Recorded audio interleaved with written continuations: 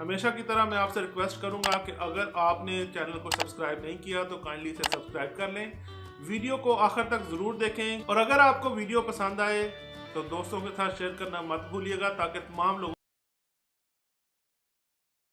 مصر یعنی ایجپٹ میں ٹوٹل 138 اونچے ترین پیرامڈز موجود ہیں جنہوں نے پچھلے ہزاروں سالوں کویکس اور کئی خطرناک طوفان کا سامنا کیا، لیکن مجال ہے ان میں سے کوئی ایک بھی ادھر سے ادھر ہوا ہو۔ اونچا اور بڑا pyramid the great pyramid of Giza کہلاتا ہے، اور اس پیرامڈ کی بیس کا ایریا 13 ایکڑز ہے، یعنی اس پیرامڈ کے اندر حیرت انگیز طور پہ ایک دو نہیں بلکہ پوری 9 فٹ بال فیلڈز آرام سے۔ ایک ایسٹیمیٹ کے حساب سے اس پیرامڈ میں ٹوٹل 23 لاکھ بڑے بڑے پتھروں کا استعمال ہوا، جن میں سے کئی پتھروں کا وزن 50 ٹن بھی تھا۔ اگر اس کے ٹوٹل وزن کا اندازہ لگایا جائے تو اس پیرامڈ کا وزن 60 لاکھ ٹن ہے، جو 12 برج خلیفہ کے وزن کے برابر بنتا ہے۔ لیکن اتنے اونچے اور عالی شان پیرامڈز بنانے کا آخر مقصد کیا تھا؟ ہزاروں سال پہلے جب انسان کے پاس کوئی ٹولز بھی موجود نہیں تھے، تب ان پیرامڈز کی دیواروں کو کیسے انچ بائی انچ لیول کیا گیا؟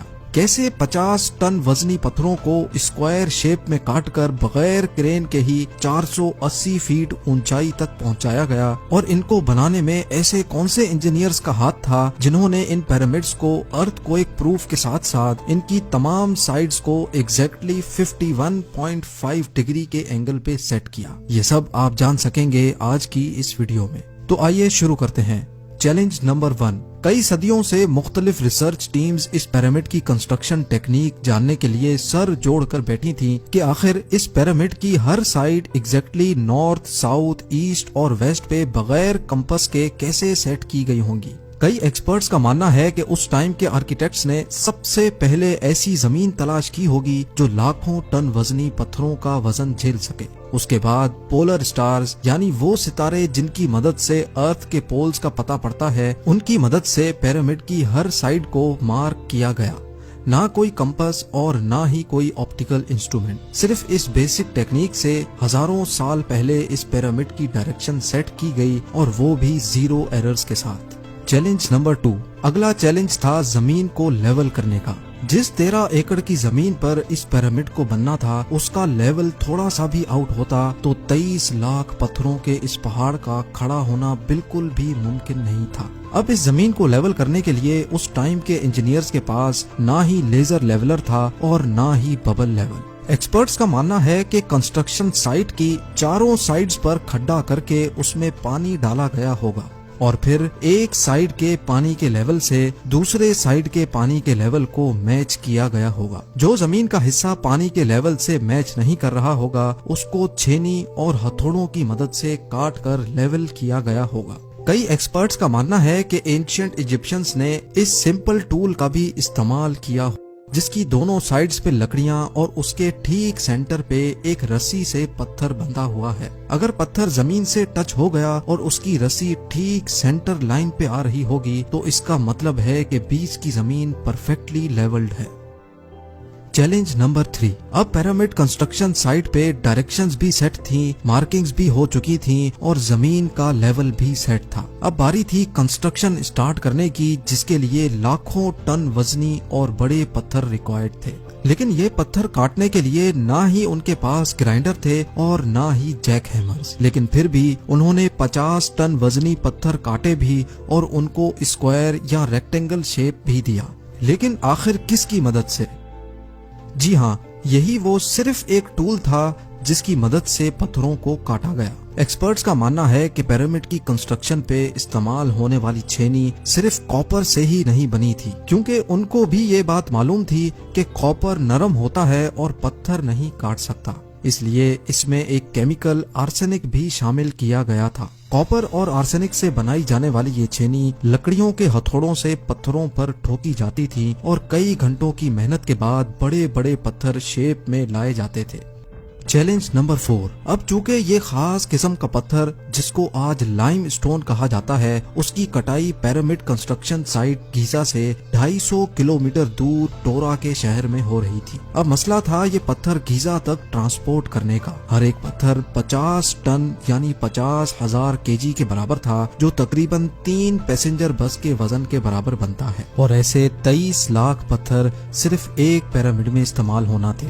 اتنا زیادہ وزن ٹرانسپورٹ کرنے کے لیے نہ ہی اس دور میں کوئی جانور کام آ سکتا تھا اور نہ ہی ان کے پاس ٹرکس موجود تھے، حتیٰ کہ اگر آج کل کے جدید دور میں بھی یہ کام کرنا پڑے تو ٹرانسپورٹ کمپنیز کو اچھا خاصا ٹف ٹائم آئے گا۔ حیرت انگیز طور پہ یہ کام ورکرز اور کشتیوں کی مدد سے کیا گیا۔ جی ہاں، ٹورا اور گیزا کے درمیان موجود ریور کا فائدہ اٹھایا گیا اور بڑی بڑی کشتیوں میں پتھر لاد کر پیرامڈ سائٹ پر پہنچائے گئے۔ ایکسپرٹس کا ماننا ہے کہ یہ کام اتنا آسان نہیں تھا۔ شپس میں اتنے بڑے پتھر کی لوڈنگ اور ان لوڈنگ میں کم سے کم بھی 500 مزدوروں کی آرمی ایک ہی وقت میں لگائی گئی ہوگی۔ Challenge number 5۔ جو ایکسپرٹس کی ٹیمز پیرامڈ کی کنسٹرکشن پر ریسرچ کر رہی تھیں، ان کو اب اپنے کئی سوالوں کے جواب مل چکے تھے، لیکن ایک بات ان کو ہر وقت ستا رہی تھی کہ لائم سٹون کٹ بھی گئے، ٹرانسپورٹ بھی ہو گئے اور کنسٹرکشن کے دوران ایک کے اوپر ایک لگنا بھی شروع ہو گئے۔ مسئلہ یہ تھا کہ پتھر اتنی اونچائی تک آخر پہنچائے کیسے گئے ہوں گے۔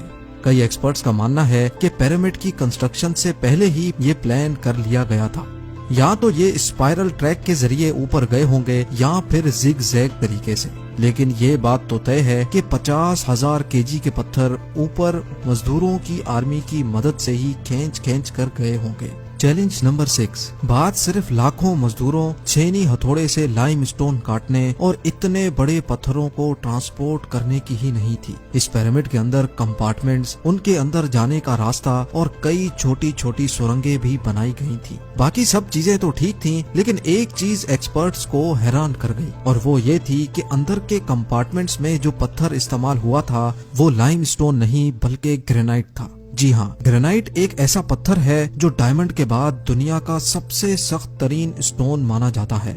آج کل کے ماڈرن دور میں بھی گرینائٹ بڑے بڑے گرائنڈرز کی مدد کے سوا کاٹا ہی نہیں جا سکتا۔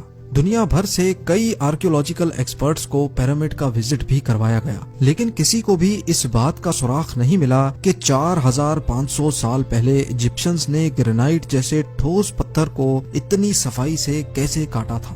آخر کار کئی سالوں کے بعد ایکسپرٹس نے اس مسٹری کو بھی سالو کر دیا۔ ایجپشنز نے گرینائٹ کو اتنی صفائی سے ایک ایسے آرے سے کاٹا تھا جس کے دانت ہی نہیں تھے۔ جی ہاں، بغیر دانتوں والے اس آرے کے دونوں سائڈوں پر وزن ڈال کر اس کو گرینائٹ پر چلایا جاتا تھا اور بیچ میں بجری ڈالی جاتی تھی۔ ایکسپرٹس کا ماننا ہے کہ اس طریقے سے اتنے بڑے پتھر کو کاٹنے میں 4 مہینوں کا وقت لگ جاتا تھا۔